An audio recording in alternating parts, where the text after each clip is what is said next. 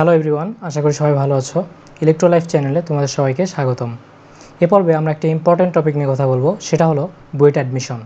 BUET admission সম্পর্কে তোমাদের অনেকেরই মনে অনেক রকমের প্রশ্ন থাকে। তো আজকের এই ভিডিওটাতে আমি আমার এক্সপিরিয়েন্স থেকে তোমাদের সবার মনের সকল প্রশ্নের অ্যান্সার দেওয়ার চেষ্টা করব। আজকের ভিডিওটা একটু লেন্দি হবে, শুরুতে বলে দিচ্ছি, কিন্তু তোমরা যদি আজকের ভিডিওটা শুরু থেকে শেষ পর্যন্ত দেখো তাহলে আসলে বুয়েট অ্যাডমিশন সম্পর্কে তোমাদের সকল কনফিউশন দূর হয়ে যাবে। বুয়েট অ্যাডমিশন সম্পর্কে বা বুয়েট অ্যাডমিশনের প্রিপারেশন সম্পর্কে তোমাদের কাউকে কোনো কিছু জিজ্ঞেস করতে হবে না, তোমাদের সকল কোশ্চেনের অ্যান্সার এই ভিডিওটাতেই পেয়ে যাবো।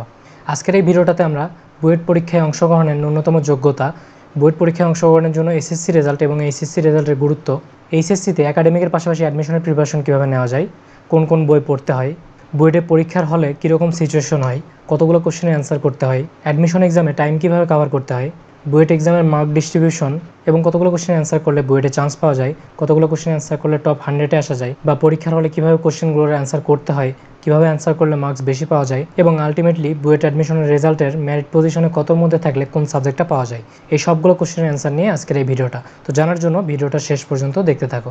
আর এইচএসসি এবং অ্যাডমিশন রিলেটেড এরকম আরও অনেক গুরুত্বপূর্ণ ভিডিও পাওয়ার জন্য এখনই চ্যানেলটি সাবস্ক্রাইব করে বেল আইকনটা প্রেস করে রাখো। তো চলো শুরু করা যাক। শুরুতে আগে এসএসসি রেজাল্টের কথা বলি। অনেকে মনে করে যে এসএসসিতে এ প্লাস পাই নাই, তাহলে হয়তো আমি বুয়েটে পরীক্ষা দিতে পারবো না। আবার অনেকে মনে করে এসএসসিতে আমার হায়ার ম্যাথ ছিল না, তাহলে আমি হয়তো বুয়েটে পরীক্ষা দিতে পারবো না। তো এক কথায় যদি বলতে চাই, বুয়েট অ্যাডমিশনে অংশগ্রহণের জন্য এসএসসি রেজাল্টের কোনো গুরুত্ব নেই, বা তুমি এসএসসিতে হায়ার ম্যাথ নিছো কিনা এটারও কোনো গুরুত্ব নেই। শুধুমাত্র যে অ্যাডমিশন পরীক্ষায় অংশগ্রহণের জন্য এসএসসি রেজাল্টের গুরুত্ব নাই তা নয়, তুমি এসএসসি যে গ্রেড পাইছো সেটা অনুযায়ী অনেক ভার্সিটিতে পরীক্ষা দিতে গেলে দেখা যায় যে মার্কস যোগ হয় কিছু। বুয়েট অ্যাডমিশনের ক্ষেত্রে এরকমও কিছু হয় না। বুয়েট অ্যাডমিশন এক্সামে এবং অ্যাডমিশনের পরে রেজাল্ট কাউন্ট করার ক্ষেত্রেও এসএসসি রেজাল্টের কোনো গুরুত্ব নেই।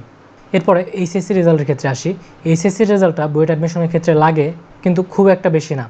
কেন এরকম বললাম?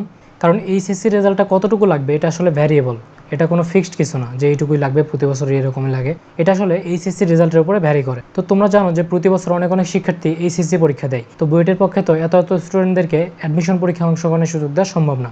এই কারণে বুয়েট করে কি, প্রাথমিকভাবে একটা সিলেকশন করে 12,000 শিক্ষার্থীকে বুয়েট অ্যাডমিশন পরীক্ষায় অংশগ্রহণের সুযোগ দেয়।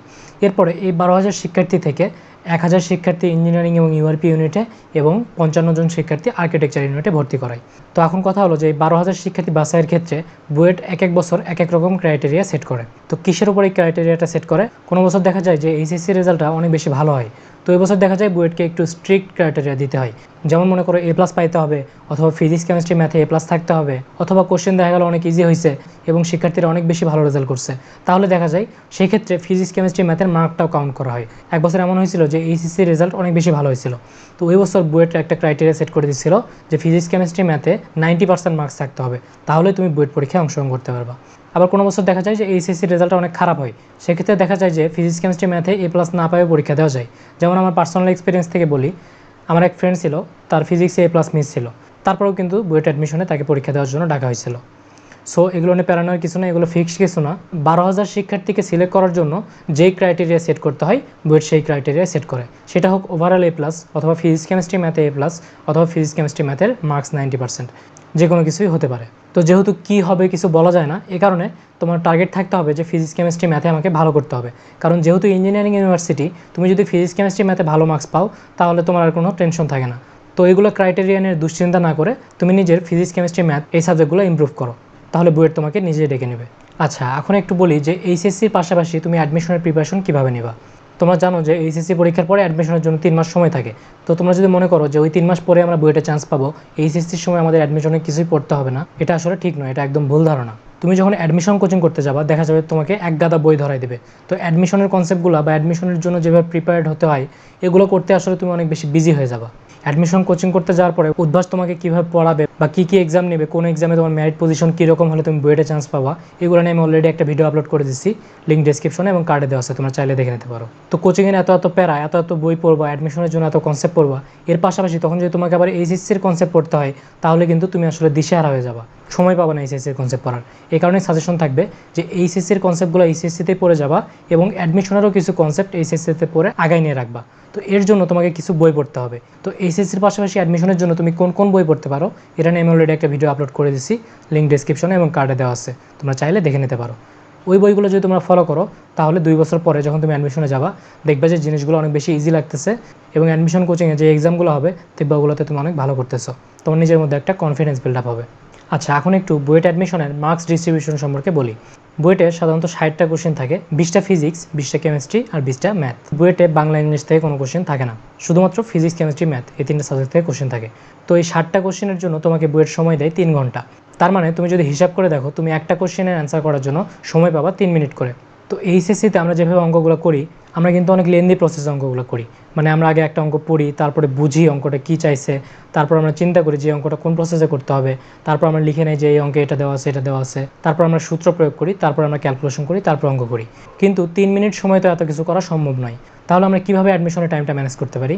টাইমটা ম্যানেজ করার জন্য আমি তোমাদেরকে যে ফার্স্ট সাজেশনটা দেবো সেটা হলো বেশি বেশি ম্যাথ প্র্যাকটিস করতে হবে। আর প্রবলেমগুলো প্র্যাকটিস এমনভাবে করতে হবে যেন তুমি লাইন স্কিপ করতে পারো। লাইন স্কিপিংটা অনেক বেশি গুরুত্বপূর্ণ। তুমি যদি লাইন স্কিপ না করতে পারো, তাহলে তুমি কখনোই অ্যাডমিশনে টাইম ম্যানেজ করতে পারবে না। লাইন স্কিপ করার জন্য তোমাকে কী করতে হবে? তোমাকে বারবার একটা ম্যাথ করতে হবে। তাহলে কি হবে? তুমি জানবা যে ম্যাথটা এভাবে করতে হয়। তাহলে তুমি কী করবে? একটা লাইন তুমি ইজিলি স্কিপ করে পরের লাইনে চলে যেতে পারবা। মানে ওই ইন্টারমিডিয়েট লাইনটা তুমি মাথার মধ্যে ক্যালকুলেশন করে নিতে পারবা। তো এই প্র্যাকটিসটা আসলে একদিনে হয় না, তোমাকে এইচএসসি শুরু থেকেই 2 বছরে এই প্র্যাকটিসটা করে নিতে হবে যে লাইনটা স্কিপ করতে হবে। বেশি বেশি করে লাইন স্কিপ করা শিখবা, তাহলে আসলে টাইমটা ম্যানেজ করতে পারবা। বুয়েট পরীক্ষায় কোনো একটা কোশ্চেনের অ্যান্সার তোমাকে এত ডিটেলসে লিখে বোঝাতে হয় না, কারণ তোমার খাতা যারা দেখে তারা অবশ্যই তোমার থেকে বেশি ট্যালেন্ট। তো তাদেরকে তুমি যদি জাস্ট বোঝাতে পারো যে তুমি জানো যে এইভাবে ম্যাথটা করতে হয়, তাহলেই তারা তোমাকে মার্কস দিয়ে দেবে। এমন না যে তোমাকে সব কিছু ডিটেলস লিখে বোঝাতে হবে যে এখানে এটা সমান এত দেওয়া আছে, এটা সমান এত দেওয়া আছে, তারপরে যোগ বিয়োগ সব কিছু তুমি লাইন বাই লাইন লিখলা। এত ডিটেলসে বোঝানোর কিছু নাই। তোমার খাতা যারা দেখবে তারা অবশ্যই বুঝে নিতে পারবে যে তুমি ম্যাথটা আসলে পারো কি না। তো টাইম ম্যানেজ করার জন্য আরেকটা যেটা ইম্পর্টেন্ট জিনিস, সেটা হলো ক্যালকুলেটার ইউজ। ক্যালকুলেটার আসলে অ্যাডমিশনের জন্য অনেক বেশি গুরুত্বপূর্ণ। আমি যখন ইন্টারমিডিয়েটে বা অ্যাডমিশনের প্রিপারেশন নেওয়ার সময় ম্যাথ প্র্যাকটিস করতাম, তখন আমি শুধু ক্যালকুলেটার নিয়ে বসতাম। একটা ম্যাথ দেখতাম, মাথায় সেটা ভাবতাম, আর ক্যালকুলেটারে ক্যালকুলেশন করতাম। That's it. তোমাকে খাতায় এত কিছু লিখতে হয় না। খাতায় জাস্ট এটা বোঝালেই ইনাফ যে তুমি জানো যে ম্যাথটা কীভাবে করতে হয়। তো ক্যালকুলেটারের ইউজটা বেশি বেশি করে শেখো। ক্যালকুলেটারের মাধ্যমে আমরা কোন কোন ক্যালকুলেশনগুলো অনেক ইজিলি করতে পারি, এগুলো নিয়ে আমি অলরেডি একটা ভিডিও সিরিজ আপলোড করে দিয়েছি, ক্যালকুলেটারের দাদাগিরি নামে। তোমরা চাইলে সেই সিরিজটা দেখে নিতে পারো, লিঙ্ক ডেসক্রিপশনে এবং কার্ডে দেওয়া আছে। তো এইভাবে লাইন স্কিপ করে এবং ক্যালকুলেটারের ইউজটা বাড়ায় তোমরা ইজিলি অ্যাডমিশনের টাইমটাকে ম্যানেজ করে নিতে পারো। অ্যাডমিশনের টাইম ম্যানেজমেন্ট নিয়ে আমি আরেকটা ভিডিও আপলোড করে রাখছি, তোমরা চাইলে সেটাও দেখে নিতে পারো, লিঙ্ক ডেসক্রিপশনে এবং কার্ডে দেওয়া আছে। আচ্ছা, এখন একটু বলি যে বুয়েটের এক্সাম হলে কাটানো 3টা গুরুত্বপূর্ণ ঘন্টা আমার জন্য কী কী এক্সপিরিয়েন্স ছিল। তো আমার সিট পড়ছিল ইসি বিল্ডিংয়ে। আমি শুরুতেই রুমে ঢুকছি, ঢুকে দেখি যে আমার সিটটা ফার্স্ট বেঞ্চে। সাধারণত আমি লাইফে যত এক্সাম দিয়েছি ম্যাক্সিমাম এক্সামে আমার সিটটা ফার্স্ট বেঞ্চে পড়ে, তো অবাক হওয়ার তেমন কিছু ছিল না। তো যাই হোক, ফার্স্ট বেঞ্চে পড়ুক বা লাস্ট বেঞ্চে পড়ুক, আসলে অ্যাডমিশনের ক্ষেত্রে ফার্স্ট বেঞ্চ বা লাস্ট বেঞ্চ তোমার জন্য কোনো বেনিফিট এনে দেবে না, অথবা তোমার জন্য কোনো ডিসঅ্যাডভান্টেজও না। কারণ অ্যাডমিশনে সময় অনেক কম থাকে। তুমি যে অন্য কারো দিকে তাকাবা বা কারো থেকে হেল্প নিবা, পিছনে তাকাবা বা কাউকে কিছু জিজ্ঞেস করবা, এই সুযোগটাই আসলে তুমি পাবা না। কারণ এত কম সময়ে এতগুলো কোশ্চেন থাকে, তুমি নিজে যদি একবার করে কোশ্চেনগুলো পড়ো তাহলে দেখবা যে তোমার সময় শেষ। সো অন্য কারো দেখাদেখি করার বা কারো থেকে কিছু শোনার কোনো সুযোগ নেই।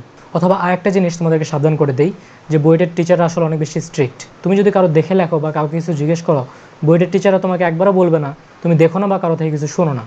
তারা তোমাকে সাইলেন্ট এক্সপেল করে দেবে, তুমি জানবাও না যে তোমাকে এক্সপেল করা হয়েছে। সো কারো যদি এরকম এক্সপেকটেশন থেকে থাকে যে আমি বুয়েটের এক্সাম হলে যাই দেখে দেখে লিখবো বা শুনে শুনে লিখবো, এটা একদম ভুলে যাও, এটা কখনোই সম্ভব নয়। অ্যাডমিশন এক্সামে কখনো কারোর উপর ডিপেন্ড করে কিছু হয় না।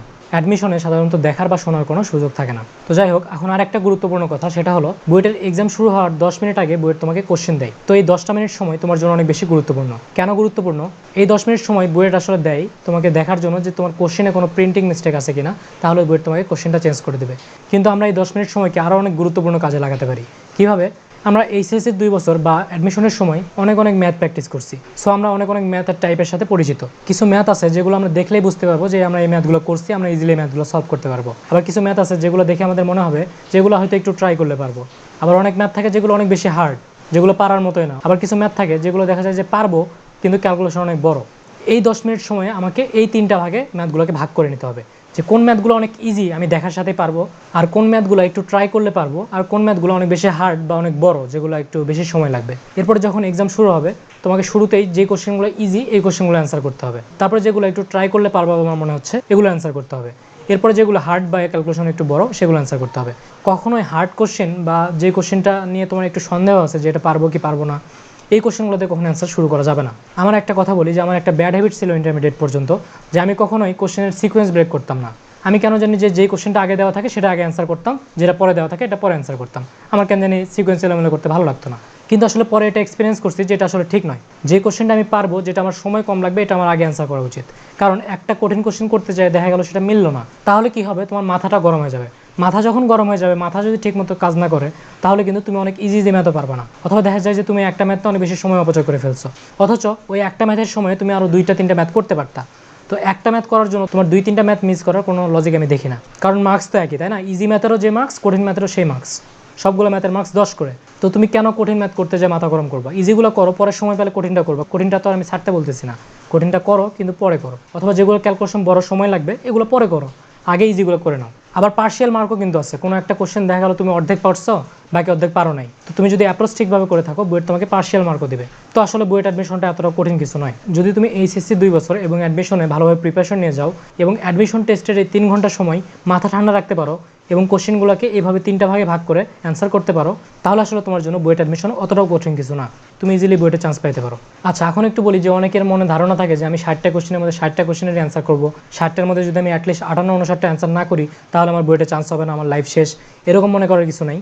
যে কোশ্চেনটা তুমি করতে যাই দেখবা যে পারতেছো না, ওটা স্কিপ করে যাবা। মনে করবা তুমি পারতেছো না, তার মানে কেউই পারতেছে না, কখনোই ওটা নিয়ে হতাশ হওয়া যাবে না। এক্সাম আমার খারাপ হয়ে গেল, আমার চান্স হলো না, যেটা পারতেছো না জাস্ট স্কিপ ইট, ওটা নিয়ে ভাবার কোনো সময় নেই। আচ্ছা, এখন তাহলে প্রশ্ন হলো যে 60টা অ্যান্সার না করতে হলে তাহলে কয়টা অ্যান্সার করলে চান্স হয়? এটা তো এত ফিক্সডভাবে বলা যাবে না, কারণ বুয়েট তো আর মার্কস দেয় না, বুয়েট যখন রেজাল্ট দেয় মার্কস দেয় না, শুধু পজিশন দেয়। তারপরেও পার্সোনাল এক্সপিরিয়েন্স থেকে যদি বলি, তুমি যদি 40টা কোশ্চেনের অ্যাকুরেট অ্যান্সার করতে পারো তাহলে মোটামুটি তোমার চান্স হয়ে যাবে বলে দেওয়া যায়। অ্যাকুরেটলি, এই কথাটা মাথায় রাখতে হবে।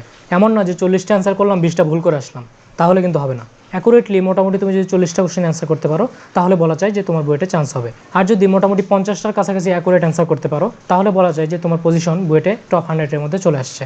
তবে হ্যাঁ, বুয়েটে এক্সাম দিয়ে হল থেকে যখন বের হবা তখন আসলে দেখবা যে অনেকেই 60টার অ্যান্সার করছে, 58টা অ্যান্সার করছে, 59টা অ্যান্সার করছে, তোমাকে বলছে এগুলো তো অনেক ইজি ছিল, এগুলো পারিস না, এগুলো সেগুলো, মানে অনেক কথা। তো এগুলোতে আসলে কান দেওয়ার কোনো কিছুই নাই, কারণ যারা এরকম বলে যে 60টা অ্যান্সার করছে, 58টা অ্যান্সার করছে, 59টা অ্যান্সার করছি, আসলে দেখা যায় যে তাদের মধ্যে অধিকাংশ চান্সই পায় না। তারা আসলে বুয়েট অ্যাডমিশন কোশ্চেনের যে ট্রিকগুলো, এগুলো আসলে ধরতেই পারে না।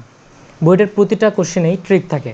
ট্রিক যারা ধরতে পারে না, যারা মনে করে যে অনেক ইজি, সহজ সরল মনে অঙ্ক করে দিয়ে আসে, তারা আসলে বলে যে আমি 60টা অ্যান্সার করছি, 59টা অ্যান্সার করছি, কিন্তু আসলে এরকম করা সম্ভব হয় না। শুধু যে পারবা না জন্যই সম্ভব না এমন না, তোমার কিন্তু সময়ও হবে না, সময় কিন্তু অনেক কম থাকে। এত কম সময়ে 60টা কোশ্চেন অ্যান্সার করা আসলে টাফ হয়ে যায়। তো যে যেটাই বলুক, তোমার এগুলোতে কান দেওয়ার কিছু নেই, 60টা করুক 59টা করুক, তোমার এগুলোতে কান দেওয়ার কিছু নেই। শুধু তোমার ফ্রেন্ডরাই বলে এমন না, তোমার বাবা মাও দেখা যায় বলে যে দেখ অমুকের ছেলে 60টা অ্যান্সার করে আসছে, অমুকের ছেলে 58টা অ্যান্সার করে আসছে, তুই কী করে আসলি? তো এরকম কথা শুনে আসলে হতাশ হওয়ার কিছু নাই, কারণ আমার পার্সোনাল এক্সপিরিয়েন্স থেকে বলতে পারি আমি এরকম 58-59টা অ্যান্সার করা অনেককে শুনছি, কিন্তু পরে দেখা যায় আলটিমেটলি তাদের বেশিরভাগই চান্সই পায় না, আর যারা পায় তাদেরও দেখা যায় মেরিট পজিশন অনেক পরে। তো এগুলো গুজবে কান দিও না যে 58টা অ্যান্সার করতে হয়, 59টা অ্যান্সার করতে হয়। বললাম তো মোটামুটি 40টা কারেক্ট অ্যান্সার করতে পারলে তোমার চান্স হয়ে যাবে বলে দেওয়া যায়। তোমার অ্যাকুরেসিটা বাড়াও, সঠিক অ্যান্সার করো, ভুল অ্যান্সার করো না। আমি বলবো যে বুয়েট এক্সাম হল থেকে বের হওয়ার পরে তোমার কারোর সাথে কথা বলারই দরকার নেই এক্সাম নিয়ে, কারণ এক্সাম যা হওয়ার তা তো হয়ে গেছে, অন্যর থেকে শুনে হতাশ হয়ে পড়ে থাকার কোনো দরকার নাই। তুমি যদি নিজে এক্সাম দিয়ে স্যাটিসফাইড হও যে আমি এই কটা অ্যান্সার করছি এবং এই কটা কারেক্ট, তাহলে ইনাফ, অন্য কে কী করছে তোমার জানার দরকার নেই। তো যাই হোক, আমরা এখন বুয়েটের প্রতিটা ডিপার্টমেন্টের সিট সংখ্যা এবং বুয়েটের মেরিট লিস্টের কতর মধ্যে থাকলে তুমি কোন ডিপার্টমেন্টে চান্স পাবা এগুলো নিয়ে আলোচনা করব। তো শুরুতে সিএসসি ডিপার্টমেন্টের কথা বলি। সিএসসি ডিপার্টমেন্টের সিট সংখ্যা 120। তোমার মেরিট পজিশন যদি 215 অথবা 220-এর মধ্যে থাকে তাহলে বলা যায় যে তুমি সিএসসি ডিপার্টমেন্টে চান্স পাবা। এরপরে ট্রিপলির কথা বলি। ট্রিপলি ডিপার্টমেন্টের সিট সংখ্যা 195। তোমার মেরিট পজিশন যদি 325 বা 330-এর মধ্যে থাকে তাহলে বলা যায় যে তুমি ট্রিপলি ডিপার্টমেন্টে চান্স পাবা। এরপরে মেকানিক্যাল ডিপার্টমেন্টের কথা বলি। মেকানিক্যাল ডিপার্টমেন্টের সিট সংখ্যা হলো 180। তোমার মেরিট পজিশন যদি 575 বা 580-এর মধ্যে থাকে তাহলে বলা যায় তুমি মেকানিক্যাল ডিপার্টমেন্টে চান্স পাবা। এরপরে বায়োমেডিক্যাল ডিপার্টমেন্টের কথা বলি। বায়োমেডিক্যাল ডিপার্টমেন্টের সিট সংখ্যা 30। তোমার মেরিট পজিশন যদি 710 বা 715-এর মধ্যে থাকে তাহলে তুমি বায়োমেডিক্যাল ডিপার্টমেন্টে চান্স পাবা বলা যায়। এরপরে আইপি ডিপার্টমেন্টের কথা বলি। আইপি ডিপার্টমেন্টের সিট সংখ্যা 30। তোমার মেরিট পজিশন যদি 815 বা 820-এর মধ্যে হয় তাহলে তুমি আইপি ডিপার্টমেন্টে চান্স পাবা বলা যায়। এবার কেমিক্যাল ইঞ্জিনিয়ারিং ডিপার্টমেন্টের কথা বলি। কেমিক্যাল ইঞ্জিনিয়ারিং ডিপার্টমেন্টের সিট সংখ্যা 60। তোমার পজিশন যদি 850 বা 855-এর মধ্যে হয় তাহলে তুমি কেমিক্যাল ডিপার্টমেন্টে চান্স পাবা বলা যায়। এবার সিভিল ডিপার্টমেন্টের কথা বলি। সিভিল ডিপার্টমেন্টের সিট সংখ্যা 195। তোমার মেরিট পজিশন যদি 890 বা 895-এর মধ্যে হয় তাহলে তুমি সিভিল ডিপার্টমেন্টে চান্স পাবা বলা যায়। এবার এমএমই ডিপার্টমেন্টের কথা বলি। এমএমই ডিপার্টমেন্টের সিট সংখ্যা 50। তোমার মেরিট পজিশন যদি 975 বা 980-এর মধ্যে হয় তাহলে বলা যায় তুমি এমএমই ডিপার্টমেন্টে চান্স পাবা। এরপরে ডাব্লিউআরই এবং ইউআরপি এই দুটো ডিপার্টমেন্টেরই সিট সংখ্যা 30 করে। আর নেভাল আর্কিটেকচার বা নেম ডিপার্টমেন্টের সিট সংখ্যা 55। তো তোমার পজিশন যদি বুয়েটে 1000-এর মধ্যে থাকে, অথবা অন্যভাবে যদি বলি যে বুয়েটের মেরিট লিস্টে যদি তোমার নাম থাকে তাহলে তুমি ডাব্লিউআরই, নেম বা ইউআরপি এই তিনটা সাবজেক্টের যে কোনো একটা সাবজেক্ট পেয়ে যাবা। তো এই টোটাল 1000 স্টুডেন্ট বুয়েট বাছাই করে, আর আর্কিটেকচার ডিপার্টমেন্টের জন্য এক্সট্রা 55 জন বাছাই করে। আর ওয়েটিংয়ে কিছু স্টুডেন্ট রাখে। ইঞ্জিনিয়ারিং এবং ইউআরপি ইউনিটে 500 জন এক্সট্রা ওয়েটিংয়ে রাখে, আর আর্কিটেকচার ইউনিটে এক্সট্রা 100 জন ওয়েটিংয়ে রাখে। আর্কিটেকচারে কিন্তু 2টা পরীক্ষা হয়। ইঞ্জিনিয়ারিং এবং ইউআরপি ইউনিটে পরীক্ষাটা সাধারণত সকালে হয়। তো আর্কিটেকচারে যারা পরীক্ষা দিতে চায় তাদেরকেও সকালে এদের সাথে পরীক্ষা দিতে হয়। এরপরে 2 ঘন্টা বা 3 ঘন্টার মতো ব্রেক থাকে। এরপরে বিকালে আর্কিটেকচার ইউনিটদের আরেকটা পরীক্ষা দিতে হয়, সেটা মেনলি আর্কিটেকচারের ড্রয়িং রিলেটেড। তো আর্কিটেকচারে চান্স পাওয়াটা একটু ইজি। ইঞ্জিনিয়ারিং এবং ইউআরপি ইউনিটে চান্স পাওয়ার জন্য আমি তোমাদেরকে বলছিলাম যে মোটামুটি 40টা কোশ্চেন অ্যান্সার করতে হয়। আর্কিটেকচারে তার থেকে একটু কম করলে হয়, অ্যাকুরেট তো বলা যাবে না, মোটামুটি 30টা বা 32টা কোশ্চেন অ্যান্সার যদি তুমি অ্যাকুরেট করতে পারো তাহলে বলা যায় যে আর্কিটেকচার ইউনিটে তোমার চান্স হতে পারে। তো যাই হোক, ভিডিওটা একটু লেন্দি হয়ে গেল, কিন্তু আমি চেষ্টা করছি বুয়েট সম্পর্কে তোমাদের যত ধরনের কোশ্চেন আছে সবগুলো কোশ্চেনের অ্যান্সার দেওয়ার। আর এরপরেও যদি আমি বুয়েট অ্যাডমিশন রিলেটেড কোনো টপিক মিস করে যাই, বা তোমাদের যদি মনে হয় যে এই টপিকটা সম্পর্কে একটু আলোচনা করা দরকার, বা তোমাদের যদি এই বুয়েট অ্যাডমিশন সম্পর্কে কোনো কোশ্চেন থেকে থাকে, তোমরা আমাকে কমেন্টে জানাতে পারো, অথবা ফেসবুক পেজে মেসেজ দিয়েও জানাতে পারো। আমাদের ফেসবুক পেজ এবং গ্রুপের লিঙ্ক ডেসক্রিপশনে দেওয়া আছে। তো আজকের ভিডিওটা ভালো লাগলে অবশ্যই লাইক করবা, আর এইচএসসি এবং অ্যাডমিশন রিলেটেড আরও অনেক গুরুত্বপূর্ণ ভিডিও পাওয়ার জন্য আমার চ্যানেলের সাথেই থাকো। আজকের ভিডিওটা এই পর্যন্তই। ভালো থাকো সবাই, আল্লাহ হাফেজ।